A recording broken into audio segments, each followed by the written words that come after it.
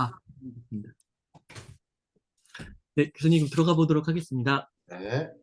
2023년 5월 10일 4월 미국 소비자 물가지수 CPI가 발표되었습니다. 이를 두고 경제 읽어주는 남자의 15분 경제특강의 저자이신 김광석 교수님을 모시고 이야기를 나눠보도록 하겠습니다. 교수님 안녕하세요. 네, 안녕하세요. 여러분, 안녕하세요. 네, 교수님 오늘은 어디신가요? 오늘, 오늘은 네, 경남 사천까지 와 있어요. 사천이요. 여기 이제 KB 금융그룹의 음, 연수시설이에요. 아, 그래서 여기 이제 창문 열으면 바다가 펼쳐져 있는데 음, 깜깜해서 어차피 아무것도 안 보입니다. 그래서 제가 오늘 자고 내일 아침에 네. 여기 많은 분들도 만나서 경제 특강을 해드려야 됩니다. 네, 네. 그래서 와 있습니다. 네, 사천에서 전해주시는 즉시 분석 그럼 한번 네. 질문 드려보도록 하겠습니다. 네. 2023년 4월 미국 CPI가 발표되었는데요. 총평부터 한번 부탁드리겠습니다. 네, 총평은 어쨌든 물가가 전월보다는 좀 떨어졌다. 어, 그게 좀 그나마 다행이다. 여러분들 입장에서도 혹은 뭐 우리 물가 걱정하시는 분들 입장에서도 근데 생각보다 물가 상승률이 많이 떨어지진 않았다. 이 두 가지입니다. 이 네. 그래프 보시는 것처럼 근원 이 CPI 전망에 따르면 시장의 기대가 5% 정도 될 거로 기대를 했어요. 근데 시장의 기대 그대로 그냥 5% 정도, 그거보다 조금 떨어진 음, 3.9%를 기록했습니다. 이거는 어쨌든 좀 다행이다. 그거보단 좀 떨어졌다. 이 부분은 좀 다소 좋아할 만한 일이다. 근데 이번에 시장에서 주목하고 있는 것은 물가 상승률 실적치보다는 근원 물가에 있다. 근데 그 근원 물가에 대한 기여, 우리 5.5%로 시장은 예상했는데 근원 물가가 역시 5.5%딱 시장의 기대치에 부합하게 나왔어요. 자, 네. 이런 현상이고요. 근데 이 물가 상승률을 가지고 제가 읽어본다면 근원 물가가 어쨌든 3월보다는 떨어졌지만 지금 2월 5.5를 이미 기록했었거든요. 이거 밑으로 안 떨어지고 있으니까 근원 물가만 보면 어쨌든 시장의 기대만큼이나 좀 안 떨어지고 있구나. 뭐 이 음, 정도예요. 그래서 굉장히 환호할 만한 그런 정도의 숫자는 아니고요. 그리고 기대치 말고 그냥 실적치만 봐도 지난 뭐 2월, 3월 달에 물가 상승률이 6에서 5.0으로 정말 드라마틱하게 떨어졌었잖아요. 이걸 굉장히 좋아하셨거든요. 그런데 지금 이 물가 상승률은 그냥 거의 안 떨어지는 좀 지지부진한 흐름이 나타난다. 그러니까 이런 부분은 시장의 기대치보다는 떨어졌지만 굉장히 크게 환호할 만한 정도는 아니다. 그러니까 좀 음. 그냥 우리 주가로 따지면 보합에 가까운 그런 좀 어중간한 물가 지표의 결론이다. 이렇게 총평을 먼저 말씀드리겠습니다. 네. 그러면 교수님, 그 미국 CPI를 조금 뜯어봐서 네. 구체적으로 한번 진단 부탁드리겠습니다. 네, 지금부터는 그 물가의 세계, 네. 물가의 세계에 풍덩 빠져보는 시간을 좀 가져보도록 하겠습니다. 일단은 제가 방금 말씀드렸던 CPI, 물가 상승률 실적치로만 본다면, 우리가 누차 강조하고 있습니다만, 실적치로만 본다면, 어쨌든 9.1을 찍고 5.0으로 떨어졌다가 4.9로 조금 더 떨어졌다. 이것은 좀 긍정적인 일이에요. 근데 이렇게 떨어지는 현상을 놓고 제가 누차 강조하지만 이게 다 떨어졌다라고 생각하는 것은 시장이 보고 싶은 걸 보고 있는 거예요. 시장이 듣고 싶은 것만 듣는 거예요. 근데 이 그래프를 앞으로 연장해 보면 늘상 제가 강조해 드리고 있죠. 연장해 보면 아직 2%에 부합하려면 또 시간이 어, 꽤 남아 있어 보인다라는 것은 명확한 것 같습니다. 그러니까 네. 다소 시장은 앞에 보여드렸던 이 실적치에 좀 집중하는 모습이고 연준 입장에서는 CPI를 지금 지켜보고 있을 거 아니에요. 파월도 이 CPI 데이터 지금 계속 보고 있을 겁니다. 근데 야, 아직 안 잡혔네. 언제 잡힐까? 이렇게 생각하고 있는 입장일 것이다. 이 말씀 좀 드리고요. 그다음 지금 발표된 그 물가 상황 진단을 지금부터 해볼 텐데 올 아이템 전체 물가는 4.9%입니다. 그러니까 지난 5.0보다는 떨어진 게 사실이에요. 그리고 그 물가가 떨어진 데 뭐가 기여했을까? 식료품 물가도 좀 떨어졌고, 그리고 에너지 물가는 전년에 마이너스 6.4%로 엄청나게 떨어졌는데 이번 역시 4월 CPI도 5.1%나 빠졌다. 전년 동월 대비 비교해 보면 22년 4월 에너지 가격 국제 유가랑 비교해 보면 23년 4월 국제 유가는 5.1%나 빠졌다. 그러니까 이렇게 많이 빠졌으니까 물가 상승률을 많이 안정화시키는데 기여할 것이다라고 기대할 만해요. 그죠? 네. 7.7 마이너스 5.1이니까 이것도 떨어지고 이것도 떨어지고 이건 또 마이너스니까. 그런데 왜 이렇게 안 떨어지냐? 고작 0.1%포인트밖에 안 떨어지냐? 그것은 여기 보시는 것처럼 나머지 아이템, 식료품과 에너지 물가를 제외한 나머지 물가, 근원 물가는 크게 안 떨어지고 있다. 아직도 5.5% 수준으로 안 떨어지고, 요게 그렇게 잡기가 어려운 거예요. 지금 생각해 보면. 지금 이제 실적치를 분석했고, 그 밖에 나머지 지표도 좀 상기해 보도록 하겠습니다. 말씀드렸듯이 근원 물가 상승률은 다행히 5.6보단 떨어졌지만, 보세요. 5.6, 5.5, 5.6 다시 5.5. 네. 이런 흐름을 보면 예를 들어서 5월 달에 다시 5.6, 5.5 이렇게 될 수 있겠다라는 경향성. 그러니까 이 정점 찍고 떨어지는 모습이지만 잘 안 잡히는 모습인 거 여기 보면 네. 수개월째 근원 물가가 잘 안 잡히고 있구나. 이래서 이따가 말씀드리겠습니다만 그래서 고용을 보는 겁니다. 자, 오늘 제가 업데이트 하는데 좀 시간이 많이 걸린 게 이것 때문입니다. 결국 이걸 한번 유심히 보세요. 물가 상승률이 9.1을 찍었었죠. 음. 그리고 5.0, 4.9까지 떨어진 거예요. 근데 그렇게 물가 상승률이 떨어지게 된 각 부문별 기여도가 있을 거예요. 예를 들면 우리 웅달 책방 채널도 정말 승승장구하고 있는데 구독자가 예를 들어 35만 정도 됩니다. 그죠? 네. 근데 예를 들어서 출연자 기준으로만 환산하면 어떤 A 출연자는 그 35만을 만드는데 5만을 기여했고, 어떤 출연자는 3만을 기여했고, 어떤 출연자는 2만을 기여했는데, 어떤 출연자는 오히려 구독자를 깎아먹는 사람도 있을 수 있어요. 네. 마이너스 기여를 하는 사람도 있어요. 역시 그런 식으로 생각을 해보면, 식료품 물가가 떨어지는 기여는 상당히 나타나죠.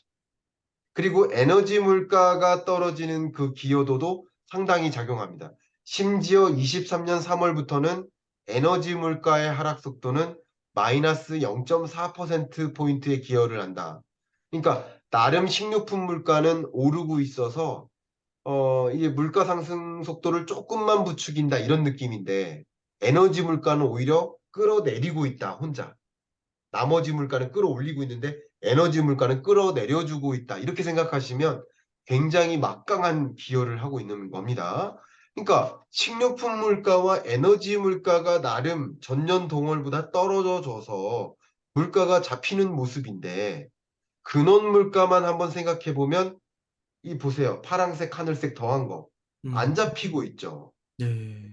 근원 물가가 안 잡히고 있고 근원 물가 중에서도 그런 서비스 물가 자체의 기여도가 안 떨어지고 있어요. 이것은 임금 상승률 때문이다라고 누차 강조했죠. 이해 가시죠? 네. 여러분이 생각하시는 서비스업 생각해 보세요. 근원 상품 물가는 원자재 가격이 떨어지면 잡힐 수도 있어요. 그렇죠. 왜냐하면 제조업 생각해 보세요. 각종 소재, 예를 들어 전기차 배터리 가격은 리튬이라는 원자재 비용이 떨어지면 많이 떨어질 수 있잖아. 예를 들면. 네. 그런 거예요. 근데 근원 상품 물가가 떨어지는 건 그게 가능한데 서비스 물가는 뭐가 기여한다? 제가 누차 강조하지만 임금. 임금이 가장 대부분의 비용에 해당되니까 법률 서비스 생각해 보세요. 금융 서비스 생각해 보세요. 컨설팅 서비스 생각해 보세요. 교육 서비스업 생각해 보세요. 이 많은 서비스업들이 대부분 인건비가 전부예요. 회사 가보면 노트북이 전부라고요. 노트북 하나, 이 인력, 그게 전부예요. 그죠? 그러니까 인건비가 잡혀야 되는데 인건비가 안 잡히고 있으니까 근원 물가가 안 떨어지는 거예요. 이것만 보면 경기 침체가 와야만 금리, 와야만 물가가 잡힌다라고 생각할 수 있는 거예요. 자, 물가 상황을 이렇게 진단했고요. 또 나머지 지표를 보겠습니다. 이미 보여드렸습니다만 기대 인플레이션율도 어쨌든 많이 2%에 가깝게 떨어져 주다가 다시 최근에 반등했거든요. 그러니까 근원 물가가 안 잡히는 거 보니까 이거 물가, 고물가 오래 가려나 보다. 이렇게 기대하는 거예요. 그러니까 기대 인플레이션율을 잡는 게 또 통화정책, 당국, 연준의 목표인데 연준이 마음대로 못하는 거죠. 이것 때문에. 자, 마지막 지표 보겠습니다. 얼마 전에 발표된 4월 말에 발표된 PCE 물가를 기준으로 해도 이 실적치는 많이 떨어졌어요. 3월 달까지. 근데 CPI 기준으로 봤을 때 4월 달께 많이 안 떨어져 준 걸 보면 PCE 물가 상승률 역시 5월 말에 발표될 텐데 그 값도 4.2에서 뭐 4.0 수준으로밖에 미진하게 떨어질 것 같아요. 근데 음, 그게 중요한 게 아니고 근원 물가 상승률과 크로스 됐죠. 그러니까 음, 물가 상승률은 정말 빠른 속도로 떨어져 주고 있으나 근원 물가 상승률은 안 떨어지고 있고 오히려 이게 문제가 되는 거예요. 음, 그러니까 관전 포인트는 물가 상승률 실적치가 아니라 근원 물가에 있다. 이렇게 생각하시면 좋겠고요. 제가 극단적으로는 여러 차례 이렇게 설명드렸죠. 극단적으로 뭐라고 말씀드렸습니까? 식료품 물가는 농림식품부가 잡는 일인 거고, 그죠? 뭐 돼지 열병이 닥쳤어요. 그러면 고기 가격이 급등하죠. 그러면 해외로부터 돼지고기를 대체육을 빨리 수입해야 그 돼지고기 가격을 잡는 거거든요. 그게 누구의 일이에요? 농림식품부의 일이라는 거예요. 에너지 물가는 산업통상자원부의 일이라는 거예요. 미국으로 치면 에너지부의 일. 근데 근원 물가야말로 중앙은행이 커버해야 되는 일이라는 거죠. 근데 근원 물가가 이렇게 안 잡히고 있으니 금리를 마음 놓고 인하할 수 있다? 상상하기 어렵죠. 음. 예, 요 정도 물가를 완전히 다 집대성해서 여러분께 설명드려봤습니다. 어, 그렇군요, 교수님. 이게 물가, 물가 4월 CPI 결과로 인해서 볼 때는 금리 인하가 쉽지는 않겠네요. 딱 봤을 때요. 아, 금리 인하가 음, 쉬운 게 아니라는 것을 여러분 느끼실 수 있고, 만약에 금리를 인상해 버려요. 만약에 금리를 여러분이 원하시는 만큼 금리를 만약에 인하해요. 음, 그러면 기대 인플레이션율 폭등합니다. 네, 그죠? 기대 음, 인플레가 폭등해요. 금리를 인하해 버리면. 그러면 근원 물가는 당연히 더 안 잡힙니다. 네, 그러니까 물가 잡는 일은 영영 멀어질 수 있어요. 어, 이해가죠? 또 금리를 인하하면 기업들이 드디어 투자해야 되나 보다 하면서 신규 투자 들리고 금리 인하하니까 이제 가게는 돈 빌려서 소비하고 그러면 소비가 수요가 또 회복되니까 가격이 다시 올라가는 거예요. 음, 영원히 못 잡을 수 있어요. 그걸 우려하는 거예요. 음, 그러니까 금리 인하는 어렵다라고 선을 긋고 있는 겁니다. 파월의 마음을 한번 이해해 보자는 거예요. 이해가시죠? 네. 교수님, 그러면 이 물가 네. 상황도 중요한 이슈인데, 그 최근에 그 미국 국가부도 우려가 또 중요한 이슈로 떠올랐습니다. 이 네. 부분도 함께 좀 보고 싶은데요. 네. 첫 번째 한번 질문을 드려보면은, 이게 네. 부채 한도를 두고 미국이 시끌시끌한데, 우선 좀 네. 어떤 상황인지 한번 시청하시는 분들께 설명 좀 부탁드리겠습니다. 네, 알겠습니다. 자, 여기 자료를 먼저 보여드릴게요. 아, 여기 보시면 우리 이 미국의 부채 한도가 여기 보시는 것처럼 이게 트릴리언이라는 뜻인데 이게 어렵죠. 그러니까 30조 달러 이렇게 읽으시면 되겠습니다. 그러니까 미국의 부채 한도 상한이 31조 달러입니다. 그러니까 미국 경제에서 특히 이제 의회에서 약속을 한 거예요. 부채를 아무리 많이 끌어다 쓰더라도 어, 31조 달러 이상으로는 넘지 말자. 그게 어, 의회에서 약속한 거예요. 의회에서 약속했다는 것은 법으로 규정했다는 뜻이에요. 그죠? 근데 부채를 계속 끌어다 쓰는 거. 왜 그렇죠? 2020년 팬데믹 경제 위기, 음, 또 러시아 우크라이나 전쟁 이후에 경기 부양, 특히 바이드노믹스의 전략이 뭡니까? 신재생 에너지 인프라 많이 깔고요. 그쵸? 재생 인프라, 또 전기 충전 설비 많이 깔고요. 또 공장 짓는 데 지원해주고 IRA, 그죠? 네, 그 밖에 여러 가지 것들이 세금이 많이 쓰여야 되는 그런 영역인데 지금 2020년, 21년 경제 위기 왔고 또 22년에는 갑자기 또 고금리가 등장했고 그러니까 기업들의 실적이 좋지 못해요. 여러분 실적 발표 나왔잖아요. 실적이 별로 좋지 못해요. 소비자들이 소비를 많이 적극적으로 못해요. 그러니까 상대적으로 어떻습니까? 세수가 덜 거쳐요. 미국 음, 주택 가격도 떨어지고 있거든요. 우리 집이래요. 우리나라 집값 떨어지는 것처럼 음, 미국 집값도 많이 떨어지고 있거든요. 그러니까 떨어질 때 거래량이 많이 떨어졌거든. 많이, 많이들 그런 말씀하실 때 거래량이 그래도 22년 끝자락에 저점 찍고 좀 많이 올라가고 있지 않느냐 했는데 평년 거래량에 비하면 어, 3분의 1밖에 안 됩니다. 아, 그렇구나. 그러니까 제대로 회복된 게 아니에요. 그럼 네, 거래량이 이렇게 덜하면 소위 부동산 거래세도 덜 거치고 그렇죠. 소비하지 않으니까 소비세도 덜 거치고 음, 기업들의 실적이 좋지 않다는 얘기는 다른 말로 법인세도 덜 거친다는 뜻이에요. 음, 그러다 보니까 세입은 없는데 정부는 우리 동호회를 만들어 놓고 총무라고 생각하시면 좋아요. 우리 국가라는 동호회에서 총무가 회비를 걷잖아요. 세금으로 걷는 거예요. 근데 거치는 세금은 없는데 누가 다리가 부러졌다고 도와줘야 되고 말이죠. 누가 어렵다고 도와줄 건 많은 거예요. 긴급 재난지원금 뿌려주고 이런 거예요. 그러니까 지출할 건 많은데 수입은 별로 없으니까 세수가 안 거치니까 뭐를 끌어다 쓰는 거예요? 부채를 계속 끌어다 쓰는 거예요. 근데 이 부채의 한도가 지금 거의 다 달았어요. 어, 그리고 중앙정부, 행정부가 연준 중앙은행에다가 계좌를 터요. 그 계좌에 잔고가 있는데 그 잔고가 거의 바닥나기 직전이에요. 어, 그러면 이것을 시나리오를 도입해 보면 대략 뭐 빠르면 6월, 어, 뭐 평범하게는 7월, 좀 늦어지면 8월 이쯤에 부채 한도 실링을 넘어설 것으로 보고 있습니다. 어, 그러면 넘어서기 전에 뭐 해야 됩니까?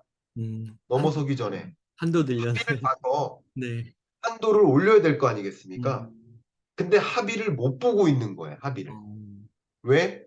이거는 우리나라의 정치의 싸움하고 매우 유사해요. 여당과 야당이 대치돼 가지고 합의를 못 봐요. 이걸 스탠드오프라고 하는데 서서 이제 떨어져 있어. 서로 자기 주장만 해요. 바이든은 뭐라고 주장할까요? 바이든은 그냥 한도 올려달라. 빨리 예? 늘려내라. 왜냐하면 여기 보세요. 한도 안 올린 적이 있느냐? 역대 정부에서. 항상 이 선그래프만 보세요. 한도 계속 올렸죠? 한도 올려달라. 근데 야당에선 뭐라고 해요? 지출을 줄여라. 음, 특히 바이드노믹스가 주창하고 있는 그 영역. 그거 음, 인기성 아니냐? 다음 선거, 총선을 앞두고 하는 거 아니냐? 음, 지출을 줄여라. 특히 재생에너지 인프라 이런 거 지출 줄여라. 그럼 지출 줄이는 조건으로 한도 올려주겠다. 어, 라고 지금 싸우고 있는 중이라고 볼 수 있습니다. 이해가시죠? 네, 싸우고 있는데 만약에 합의가 안 되면 어떻게 될까요? 부도나는 거죠. 부채를 갚는 거가 되니까 음, 미국 정부가 어떻게 돼요? 국가 부도 상황에 아, 놓이는 거죠. 그렇구나. 한도를 안 올리면. 네. 그렇게 이해하시면 되겠습니다. 그래서 시끌시끌한 겁니다. 아, 네, 그렇군요. 교수님, 네. 그래서 그 CDS 프리미엄이 또 급등하고 있다고 막 미디어에서 그러더라고요. 네. 이거 CDS는 또 뭔가요? 자, 제가 아주 쉽게 설명 한번 드려볼게요. 네. 자, 예를 들어서, 웅달님이 자동차 보험에 가입되어 있어요. 근데 음, 웅달님이 사고를 정말 많이 쳐요. 네. 그래서 1년 내내 한 10억 원어치 보험금을 타요. 음, 그럼 그 보험회사들이 보험 가입시켜줄까요? 안 해줄 것 같아요. 그걸 알면 안 해주겠죠. 네. 그리고 특히 이 사람은 위험한 인물이야 라고 생각하면 할수록 보험료를 어떻게 생각할까? 더 세게 받겠죠. 세게 받겠죠. 근데 음, 매년 보니까 10억 이상씩 타간다 하면 보험료를 얼마로 요구할까요? 극단적으로는. 10억 10억 이상. 이상을 요구할 음, 거예요. 그죠? 그러니까 이게 무슨 말이냐면 운전자로서 위험한 인물이라고 생각하면 생각할수록 보험료를 더 높게 그 위험도가 높다고 판단하고 위험도가 높은 만큼 보험료로 환산해서 받고 싶을 거 아니에요. 매우 유사한 개념이에요. 네. 이 CDS 프리미엄은 금융기관이 어쨌든 투자자와 피투자자를 만나게 해주는 역할인데, 이 투자자가 피투자자 뭐 믿고 투자하냐? 금융기관이 좀 보증을 서줘라. 약간 이런 느낌이에요. 보증수지만 내가 보험료는 좀 받겠다. 이거예요. 근데 보험료를 높게 받겠다라는 얘기는 어, 이 피투자자가 위험하다라는 뜻이죠. 그렇죠. 국채를 발행한 미국 정부가 위험하다라고 생각하면 할수록 어, 그 보험료를 높게 받으려고 하겠죠. 그렇죠. 예, 그게 CDS 프리미엄의 개념입니다. 아, 간단히 생각하면 국가 부도 위험이 커지면 커질수록 미국 국채 CDS에 대한 그 위험도가 높게 인식이 될 수 있고 그러니까 CDS가 급등할 수 있겠죠. 음, CDS 프리미엄을 위험도 이렇게 생각하시면 좋겠습니다. 어, 그러면요, 교수님, 이 CDS 프리미엄이 어느 정도 급상승하고 있는 건가요? 네, 제가 오늘 여기 경남 사천에 도착하자마자 와, 업데이트를 좀 했습니다. 업데이트를 안 하면 안 될 것 같아서. 어, 보시는 것처럼 CDS 프리미엄이 역사상 고점입니다. 엄청 높네요. 와, 예. 미국이 국가 부도 위험 상황에 놓였었던 적이 있어요. 2011년 오바마 행정부 때입니다. 그때 어쨌든 극적으로 타결이 됐었어요. 그때도 CDS 프리미엄이 올라갔었거든요. 심지어 1년물 CDS 프리미엄이 여기 보면 5년물 프리미엄을 압도해서 올라갔죠. 음, 이때 국가부도 위험에 대한 기사가 쏟아질 때예요. 이때 급등할 때가. 또 역시 요즘 다시 급등하는 거죠. CDS 프리미엄 문제가 되는 거예요. 그래서 이게 오르면 오를수록 위험도가 커진다. 국가 부도 상황에 놓일 가능성이 높아진다. 그만큼 이게 5년물이든 1년물이든 다 상승한다는 것은 그만큼 미국 경제가 혹은 미국의 국가 부도 가능성, 불확실성이 굉장히 고조된다. 이렇게 느끼고 있는 상황이라고 이해하시면 도움이 되겠습니다. 네. 그 교수님께서 앞서서 CPI 분석해 주시면서 물가로 인해서 기준금리에 영향을 미치는 거고, 네. 그리고 또 한 가지 지금 말씀해 주신 미국 국가보도 우려가 또 기준금리에 영향을 미칠 것 같은데 예. 맞나요? 맞습니다. 어, 모든 경제 상황은 기준금리 의사결정에 영향을 미칩니다. 네. 근데 현재까지의 연준이 바라본 미국 경제에 대해서 잠깐 말씀드리고, 그리고 이 국가부도 상황 때문에 기준금리 의사결정은 어떻게 달라지는지 설명을 드려보도록 하겠습니다. 제가 누차 여러분께 반복적으로 보여드렸던 그래프인데요. IMF의 미국 경제 성장률 전망치입니다. 자, 제가 누차 말씀드리지만 L자로 꺾이는 이런 현상을 뭐라고 한다? 경기 침체다. 경제 위기가 절대 아닙니다. 저는 단언컨대 경제 위기 온다는 말씀을 드린 적이 한 번도 없습니다. 음, 단 한 번도 없습니다. 근데 경제 위기 온다고 생각하는 댓글들은 있어요. 그러면 그게 차이가 뭡니까? 죄송한 말씀이에요. 경제 언어의 미숙해서 그래요. 음, 경제 언어가 경제 위기와 경기 침체가 같은 거라고 착각하고 사는 거예요. 엄청난 착각입니다. 여러분, 여름에 장맛비 내리는 것하고 봄에 봄비 내리는 거하고 같습니까? 전혀 다른 여건이에요. 그죠? 네. 근데 이 봄비 내립니다라고 말씀드렸는데 장맛비 한 달 동안 내립니다. 이렇게 이해하시는 거예요. 그거는 여러분이 잘못 받아들이시고 그렇게 생각하신다면 제가 죄송스럽게도 이렇게 말씀드립니다. 그렇게 이제 불편하시더라도 그렇게 이해해 주시면 감사하겠습니다. 그분들을 제가 그렇게 생각하시는 분들을 폄하하는 게 아니라 경제 언어를 좀 많이 숙지하셨으면 좋겠다라는 의견을 좀 드리는 겁니다. 오해하지 말아 주시고요. 근데 L자로 이렇게 꺾여 들어가는 경기 침체 국면인데 다만 종전에 봤을 때보다 최근 들어 전망할 때 어떻게 됩니까? 상향 조정하죠. 네. 미국 경제는 1.6%로 뭐 전년보다 안 좋은 건 사실이니까 경기 침체 국면인 건 맞는데 이게 경기 침체야 그냥 경기 둔화야 라고 싸움이 붙을 만큼 매우 마일드한 경기 침체 국면이다. 이렇게 보는 거예요. 그러니까 받아들일 만한 수용할 만한 경기 침체 국면이다라고 좀 정리를 하고요. 또 경제 상황을 진단하는데 우리가 빠짐없이 사용해야 될 지표가 실업률 지표, 고용 지표라고 했는데 엊그저께 저랑 또 분석을 했었죠. 그 실업률 지표가 어때요? 3.6, 3.5, 3.4.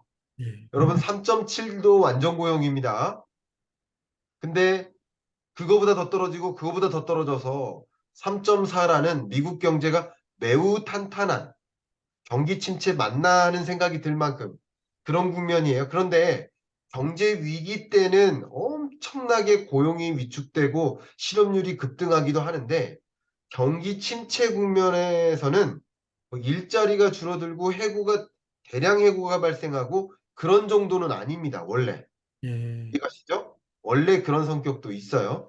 그래서 경기 침체냐 경제 위기냐를 구분 짓는 건 이렇게 상황 인식을 달리하게 만드는 겁니다. 매우 중요한 거예요. 근데 어쨌든 제가 지금 말씀드린 건 뭐냐면 연준이 뭐라고 했어요? 얼마 전에 FOMC 회의 때도 뭐라고 했습니까? 우리 미국 경제는 이코노믹 스테이터스는 로버스트하다. 매우 강하다. 음, 그러니까 경기 안정이라고만 생각해 보면 어때요? 경기 안정만 놓고 보면 괜찮은. 금리 마음 놓고 인상해도 되는 여건인 거예요, 현재. 음, 인하할 상황은 아니에요. 경기가 우려돼서. 그죠? 네. 그리고 오늘은 말씀을 좀 삼가겠습니다만 금융안정 부분도 금융부실도 그냥 지금 되게 걱정은 많이 되지만 연준 입장에서 금리를 결정하는 주체 입장에서는 미국 금융 상황이 시스템적으로까지 리스크가 번지지는 않겠다라고 생각하고 있어요. 네. 부실 정도에서 계속 맴돌고 말 거다. 봄비 오다가 그칠 것이다라고 보고 있지. 폭풍우가 쏟아져 가지고 여기 뭐 땅이 파이고 뭐 이럴 거라고 생각하진 않아요. 그죠? 그런 관점에서 경기 안정, 금융 안정이라는 측면에서는 마음 놓고 금리를 인상해도 되는 여건인데 근원 물가가 안 잡히고 있으니 어쨌든 물가를 잡기 위해서 금리를 추가적으로 인상할 수밖에 없다라는 식으로 얘기를 하거나 그런 입장 표명을 한 거예요. 그런데 지금 주신 질문은 이게 아니라 말 그대로 시스템적 리스크로까지 발생할 수 있는 국가 부도 상황에 내몰릴 수 있는 상황이고요. 만약에 국가 부도 상황에 내몰린다. 그러면 급격한 금리 인하를 할 겁니다. 네. 제가 그전에도 말씀드렸죠. 23년 내에는 금리 인하가 없을 것이라고 가정하는 게 맞다. 그러나 시스템적 리스크가 발생하면 다른 거 앞뒤 안 보고 바로 급격히 금리 인하 정말 이렇게 급격히 끌어내리듯이 제가 그래프를 보여드릴까요? 금리를요. 여러분 경제 위기 올 때는요. 금리를요. 그냥 베이비 스텝으로 인하하는 게 아닙니다. 여기 보세요. 2008년 글로벌 금융위기 시스템적 리스크 나타났죠. 네. 급격하게 인하하죠. 네. 2020년 팬데믹 위기 왔죠.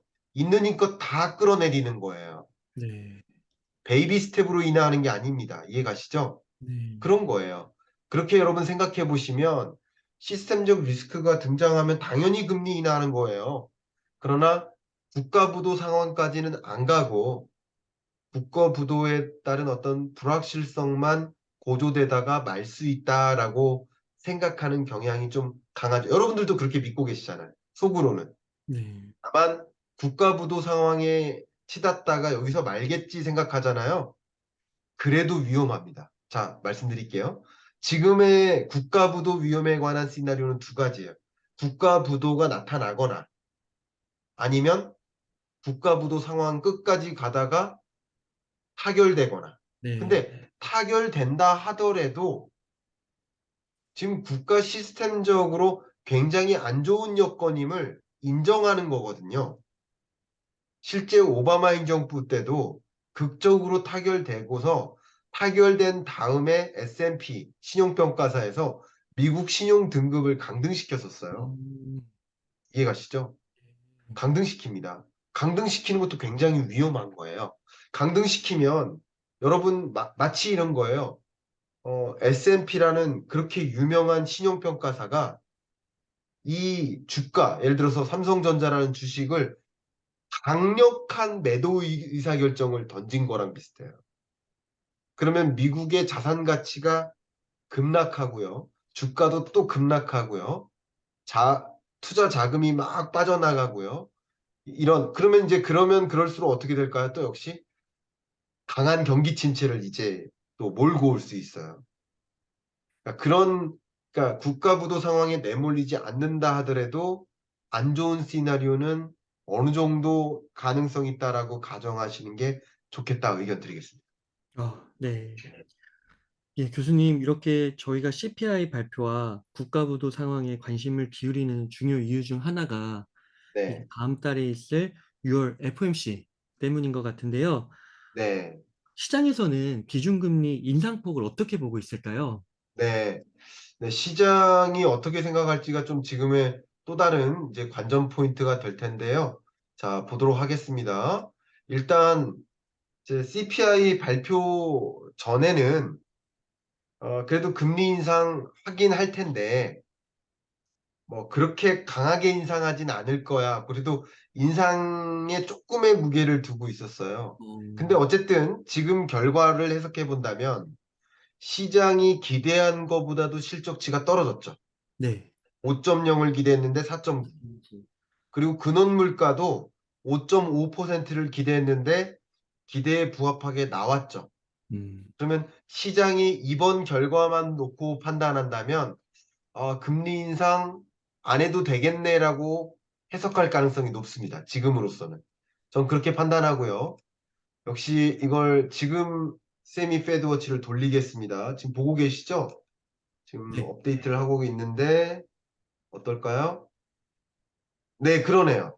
보시는 것처럼 시장에서는 금리 인상 뭐 안 할 가능성이 더 높다라고 생각하는 거예요. 지금은 더. 네. 보시는 것처럼 CPI 발표 전에는 22%만 금리 인상할 거야라고 생각했는데 지금 이후에는 14%만 금리 인상할 음, 거야라고 생각하니까 금리 인상 뭐 안 할 수도 있겠다, 동결할 수도 있겠다라는 생각을 좀 더 강하게 굳히는 모습이겠다 이렇게 생각을 해볼 수 있을 것 같습니다. 네. 그럼 이렇게 시장의 기대만으로도 어쨌든 뭐 다른 영역들이 또 주가에 영향을 미치기 때문에 미치겠지만 CPI라는 관점에서만 본다면 음, 주가에는 어쨌든 긍정적인 기여를 줄 것이다. 이렇게 볼 수 있겠죠. 네. 이게 또 오늘 말씀해 주신 이 미국 국가부도 우려가 또 앞으로 네, 어떻게 진행되느냐에 따라서 또 이게 실시간으로 또 막 바뀌잖아요. 그렇습니다. 네. 교수님, 그때도 또 즉시 분석 부탁드리겠습니다. 그렇게 하겠습니다. 네. 교수님, 마지막으로 질문 하나만 더 드리겠습니다. 그 네, 5월 25일에 한국은행 금통위가 있습니다. 이때 또 네. 기준금리 결정을 할 텐데요. 어떻게 예상하시나요?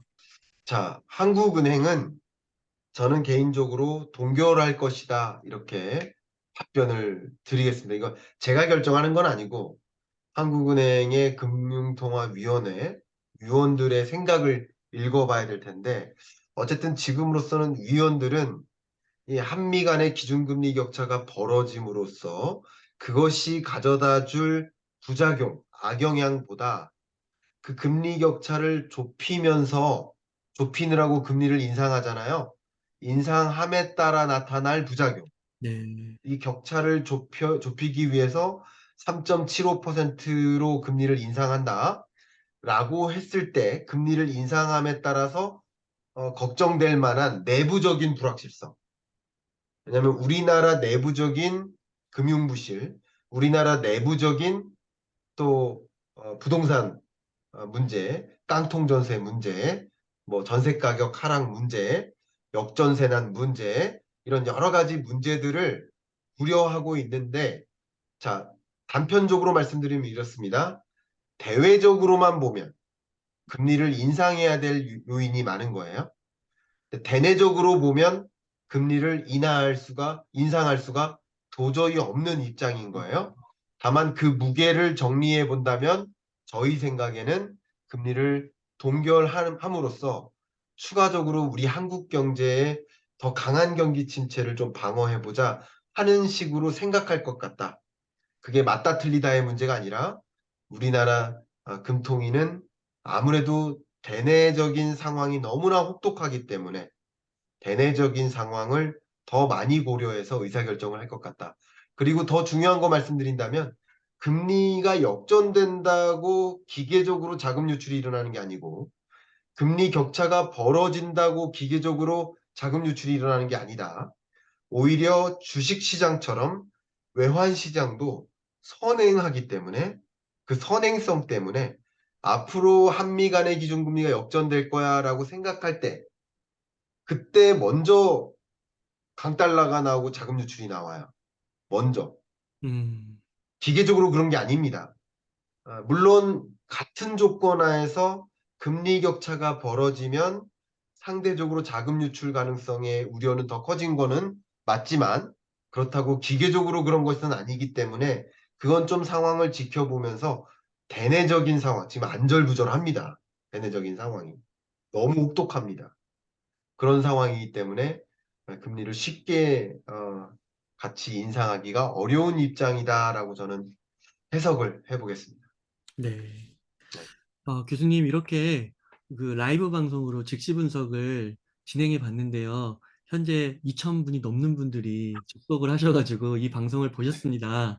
네, 놀랍네요. 구독자님들께 예, 네. 끝으로 좀 하고 싶으신 말씀이나 강조하고 싶으신 말씀이 있다면 좀 부탁드릴게요. 네, 제가 드릴 말씀이 일단 끝났고요.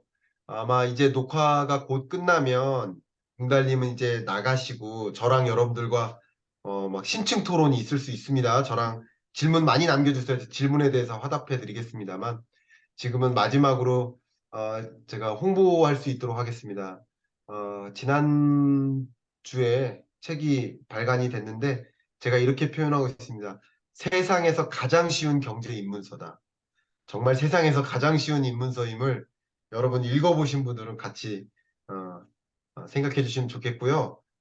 제가 조만간 여러분들과 이 라이브로 유튜브에서 독서 모임을 가질 겁니다. 와, 제가 마라톤 독서 모임을 할 생각이니까 그것도 한번 책 읽고 함께 참여해 주시면 좋겠고 경제라는 언어를 마스터하자라는 마음으로 이 책을 한번 읽어보시면 그 모든 나머지 경제 현상, 신문을 읽거나 유튜브를 보거나 할 때 더 그 이상으로 여러분이 잘 읽혀지는 그런 느낌을 가지실 거라고 믿습니다. 네.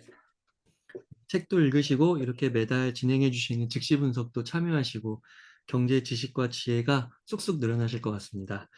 교수님, 네. 오늘도 즉시 분석 감사드리고 그러면 이 정도에서 인터뷰 마무리하도록 하겠습니다.